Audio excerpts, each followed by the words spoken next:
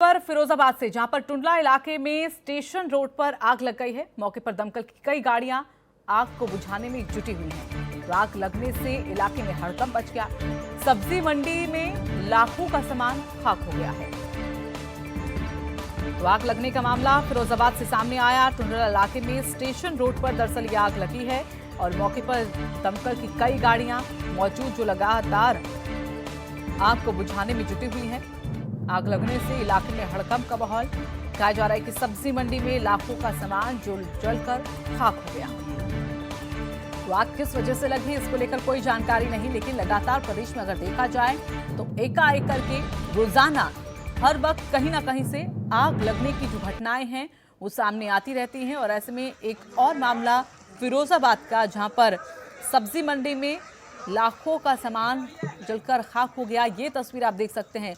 जहां तक नजर जा रही है वहां तक आग ही आग यहां पर दिख रही है। तो ऐसे में जिस तरह से आग ने पूरी तरीके से घेर लिया है पूरे इस जगह को, ऐसे में कुछ मुश्किलें यहां पर फिलहाल दमकल कर्मियों के लिए सामने आ रही हैं, क्योंकि ऐसे में उन्हें काफी प्रयास करने पड़ रहे हैं आग को बुझाने के लिए।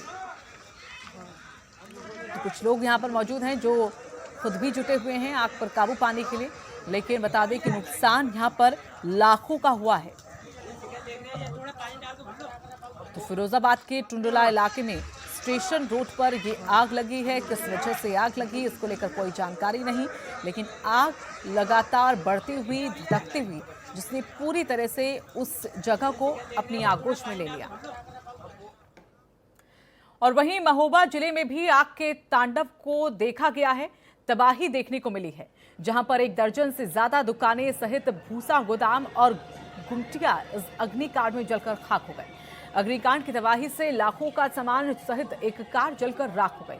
2 मशीनों के सहारे 4 घंटों की कड़ी मशक्कत के बाद आखिरकार फायर ब्रिगेड कर्मी बमुश्किल से आग पर काबू पा सके। इस घटना से पीड़ित गरीब परिवारों का हाल बुरा है।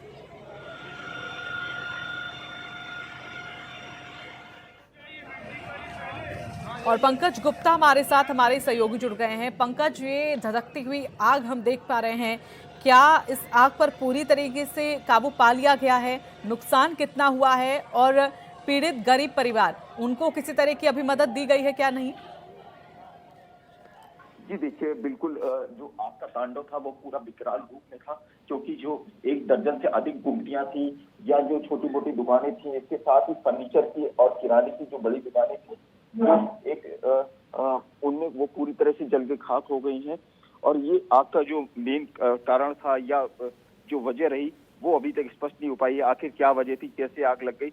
आग का लेकिन जो विकराल रूप था वो काफी हद तक बहुत ही बड़ा था, लेकिन अभी जो अधिकारी थे वो ऐसे कोई मौके पर नहीं पहुंचे थे जिससे ये स्पष्ट हो पाए कि इन्हें मुआवजा मिलेगा भी या नहीं मिलेगा। तो ये अभी साफ तौर पर ये नहीं कैसा कहा जा सकता कि इन्हें मुआवजा मिलेगा। चलिए, धन्यवाद आपका पंकज हमारे साथ जुड़ने के लिए।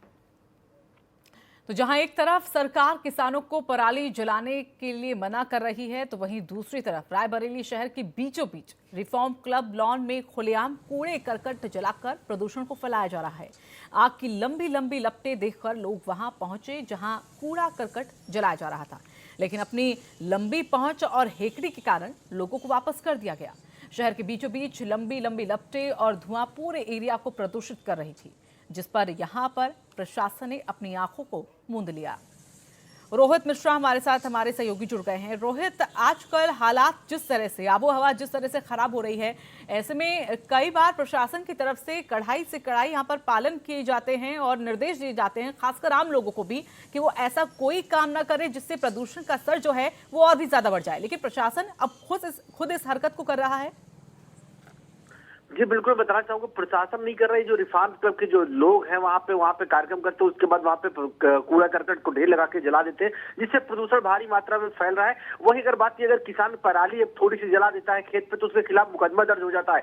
लेकिन इस तरह शहर के बीचों बीच, वो भी हॉस्पिटल चौराहा जहाँ पे जिला अस्पताल रायबरेली का है, उस चौराहे पे इस तरह का जो कूड़े के ढेरों को जलाया जाता है, जिला प्रशासन आंखें मूंदे रहता है। ऐसे लोगों पर कार्रवाई नहीं करता जो प्रदूषण को फैलाने का काम कर रहे हैं, चाहे वो ग्रेटर नोएडा देख लिया जाए, चाहे लखनऊ देख लिया जाए, लगातार प्रदूषण की मार झेल रहा है। वहीं रायबरेली में प्रदूषण फैलाने का इस तरह का काम किया जा रहा है रिफार्म क्लब के अंदर, और जो जिम्मेदार आला अधिकारी है उनको जानकारी होने के बाद वो कुंभकर्णी नींद में सोए रहते हैं। अब देखने वाली बात होगी कि ऐसे सब मामले आने के बाद क्या जो जिम्मेदार आला अधिकारियों की कुंभकर्णी नींद टूटती है या नहीं, ये बड़ा सवाल जरूर होगा। लेकिन सरकार के दो पहलू, जो जिला प्रशासन के दो पहलू है, उस पर सवाल ये निशान, अगर किसान पराली जलाएगा तो मुकदमा दर्ज होगा, और जो कूड़े के ढेर जलाते हैं प्रदूषण फैलाते हैं उनके ऊपर कोई कार्रवाई नहीं होती है। यह एक बड़ा सवाल जरूर जिला प्रशासन पर खड़ा कर रहा है।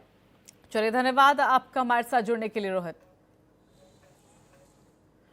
तो आग की खबरें लगातार सामने आती हुई, और अब हम आपको आग की 3 तस्वीरें यहां पर दिखाते हैं कि किस तरह से कितना नुकसान इस आग के चलते झेलना पड़ा है। तो तस्वीरें फिरोजाबाद की हैं, महोबा की हैं और साथ ही रायबरेली की, जहां पर आग का तांडव साफ तौर पर इन तस्वीरों में देखा जा सकता है। दमकल की कई गाड़ियां मौके पर पहुंचती हैं और कई मशक्कत की जाती है, और कड़ी मशक्कत के बाद यहां पर आग पर काबू पा लिया जाता है। लेकिन सवाल ये कि आखिरकार लगातार आग की जो घटनाएं हैं वो सामने कैसे आ रही हैं। तो फिरोजाबाद में सब्जी मंडी में आग लगी और लाखों का नुकसान हुआ। फिर महोबा में भी आग का तांडव देखा गया। तो रायबरेली में कूड़े के ढेर पर आग लगा दी गई।